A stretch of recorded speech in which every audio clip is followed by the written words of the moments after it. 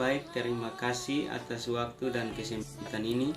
Saya mahasiswa IAKN Kupang ingin menjelaskan sedikit tentang periodisasi gereja di Indonesia menurut Dr. Theodor Müller-Kruger.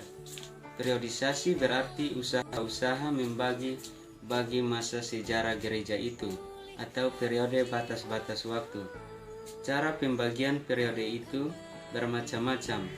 Ada yang membaginya dari segi perkembangan atau perluasan gereja itu, dan ada yang membaginya dari segi pertumbuhan organisasi atau kepemimpinan gereja itu sendiri. Periode adalah pembagian menurut cabang menurut Dr. Theodor Müller-Kruger. Dalam bukunya, Sejarah Gereja Indonesia dibagi dalam 3 bagian besar, yaitu 1. 1520 sampai 1605.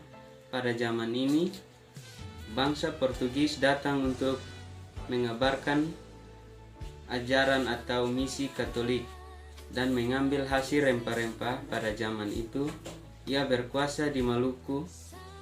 2.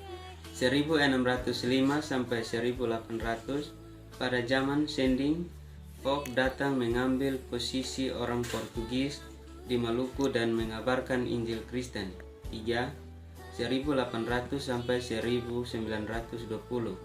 Pada zaman Sending, Perjanjian Lama. Pada zaman ini Belanda berkuasa di Maluku dan dari daerah sekitar, sehingga mendatangkan para pendeta dari Eropa untuk mengabarkan Injil.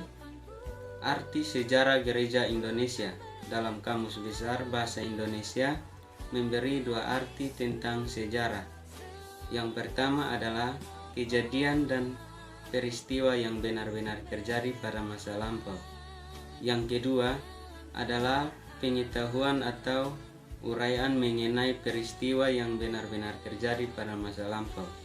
Kata gereja berasal dari kata Portugis, yaitu gereja, yang berasal kata Yunani eklesia, yang artinya mereka yang dipanggil.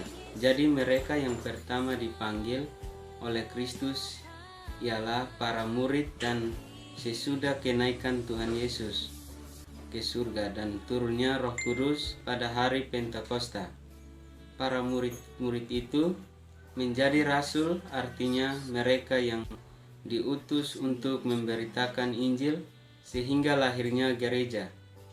Kata Indonesia berasal dari kata dalam bahasa Latin, yaitu Indus, yang artinya India, dan kata dalam bahasa Yunani yaitu Nesos, yang artinya pulau. Jadi kata Indonesia berarti wilayah India, kepulauan atau kepulauan yang berada di Samudra Hindia, yang menunjukkan nama itu terbentuk jauh sebelum Indonesia menjadi negara berdaulat.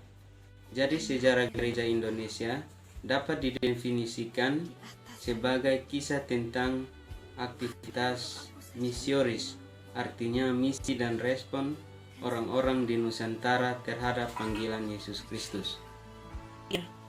Sekian dan terima kasih. Shalom.